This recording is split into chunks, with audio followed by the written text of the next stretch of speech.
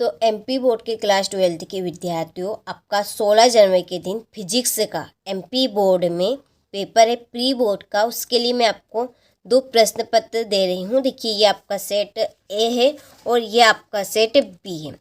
आप ये दोनों सेट पेपर कंप्लीट कर लीजिए। आपको चिंता बिल्कुल नहीं करनी है, आप कोई से भी जिले से हो, ये दोनों प्रश्न पत्र आप कंप्लीट कर लीजिए, आपका पूरा काम हो जाएगा।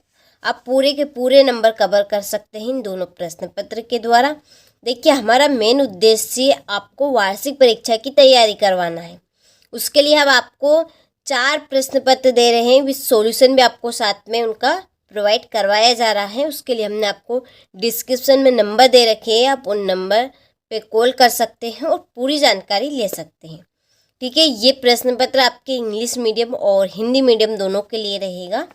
तो चलिए वीडियो को हम शुरू करते हैं और बढ़ते हैं प्रश्न की ओर। तो देखिए, पहले प्रश्न में है कि प्रत्येक प्रश्न के लिए दिए गए विकल्पों में से सही विकल्प चुनकर लिखिए। 6 नंबर के आपके सही विकल्प आएंगे। इसका आपका पहला प्रश्न है, वायु का परावैद्युतांक है। तो वायु का परावैद्युतांक कितना है? आपने यदि तैयारी की हो तो आपको पता होगा। ठीक है, 4 ऑप्शन है, आप 4 ऑप्शन में से चूज कर सकते हैं, इसमें से कौन सा है आपका वायु का परावैद्युतांक। चलिए, तो जल्दी से आप बताइए क्या रहेगा इसका आंसर। तो देखिए, इसका आंसर आपका 1। दूसरा प्रश्न है कि एक तार का विशिष्ट प्रतिरोध निर्भर करता है। तो एक तार का विशिष्ट प्रतिरोध किसके ऊपर निर्भर करता है? चलिए जल्दी से इसका आंसर आप बताइए। चलिए, तो इसका आंसर है आपका पदार्थ में। तीसरा है, वृत्तीय धारावाही लूप के कारण उत्पन्न चुंबकीय क्षेत्र की दिशा होगी। कैसी होगी वृत्तीय धारावाही लूप के कारण उत्पन्न चुंबकीय क्षेत्र की दिशा? लूप के तल से संकेंद्रित। ठीक है, इसका आंसर आपका रहेगा 3 नंबर वाला। ठीक है, लूप के तल में संकेंद्रित। चौथा है, लेंज का नियम आधारित है। लेंज का नियम आपका किसके ऊपर आधारित है? ऊर्जा संरक्षण के नियम पे। आपका चौथा है, 5वां है, यदि विद्युत चुम्बकीय तरंग के विद्युत वेक्टर x दिशा में तथा चुम्बकीय वेक्टर y दिशा में है तो उसकी संचरण की दिशा होगी। तो इसका आंसर आपका रहेगा z दिशा की ओर। ठीक है, और इसके बाद में है 6ठा कि प्रकाश किरण के एक माध्यम से दूसरे माध्यम में जाने पर निम्नलिखित में कौन सी राशि नहीं बदलती है? तो इसका आंसर आपका रहेगा आवृत्ति। ठीक है, चलिए, तो यहाँ से स्क्रीनशॉट आप ले लीजिए अच्छे से। ये देखिए, ये इंग्लिश मीडियम वालों के लिए चूज द करेक्ट ऑप्शन। तो यहाँ पर मैंने टिक मार्क लगा दी है, तो आप स्क्रीनशॉट अच्छे से ले लीजिए। अच्छे से आपको कंप्लीट करना है क्योंकि 100% आने के पूरे चांस है प्रश्न के, तो आपको किसी भी तरह की हिचकिचाहट नहीं रखनी है। ठीक है, चलिए, रिक्त स्थानों की पूर्ति कीजिए। इसका पहला है, फोटान का विराम द्रव्यमान डेडेस होता है। तो कैसा रहता है? तो इसका आंसर आपका रहेगा 0। दूसरा है, रिडबर्ग नियतांक आर का मान डेडेस होता है। तो इसका आंसर आपका रहेगा 1.097 इंटू 10⁻⁷ मीटर इनवर्स।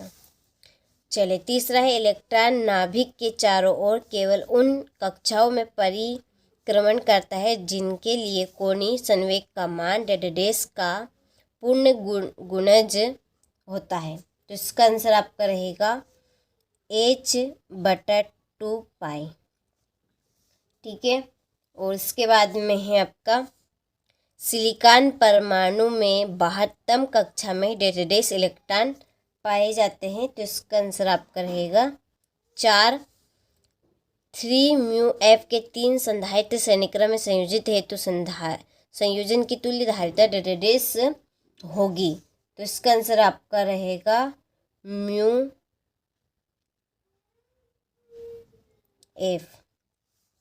और 6ठा है, आपका 2 समांतर चालक तारों में एक ही दिशा में धारा प्रवाहित होने पर इनके मध्य बल डेडेस प्रकृति का होता है। तो इसका आंसर रहेगा आपका आकर्षण। चलिए, तो यहाँ से आप स्क्रीनशॉट ले लीजिए। रिक्त स्थान हमारे अच्छे से कंप्लीट हो चुके हैं। ये आपके इंग्लिश मीडियम वालों के लिए हैं, तो आपको भी अच्छे से इनको कंप्लीट करना है। चलिए, फिर है क्वेश्चन नंबर 3, सत्य असत्य लिखिए, जो कि यहाँ पे मैंने आपके टिक मार्क कर दिए इन पे भी। ठीक है, तो पहला है कि अवतल दर्पण की फोकस दूरी धनात्मक होती है, तो ये बात आपकी असत्य है। दूसरा है माध्यम के घनत्व के साथ प्रकाश की चाल में परिवर्तन प्रकाश के अपवर्तन का कारण है, तो ये आपका सत्य है।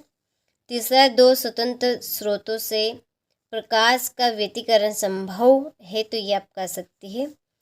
चौथा है एक फोटॉन केवल एक इलेक्ट्रॉन को ही उत्सर्जित कर सकता है, तो ये बात बिल्कुल सत्य है।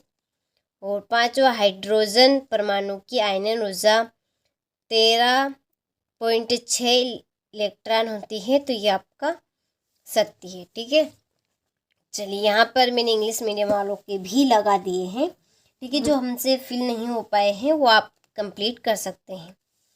इसके बाद में सही जोड़ी बनाइए। पहली विद्युत धारा, इसकी आपकी जोड़ी रहेगी एम्पियर। दूसरी है चालकता, इसकी आपकी जोड़ी ओम इंटू मीटर। तीसरी है प्रतिरोधकता, इसकी आपकी जोड़ी है ओम इंटू मीटर।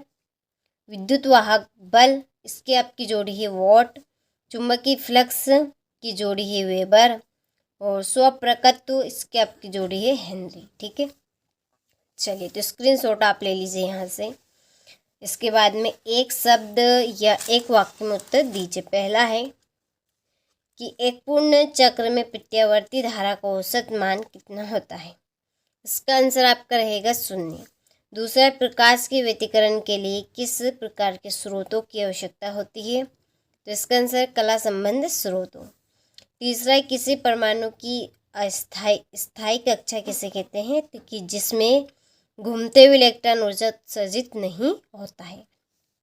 ठीक है, चौथा है सूर्य का प्रकाश विद्युत क्षेत्र अथवा चुंबकीय क्षेत्र से विक्षेपित क्यों नहीं होता है, क्योंकि सूर्य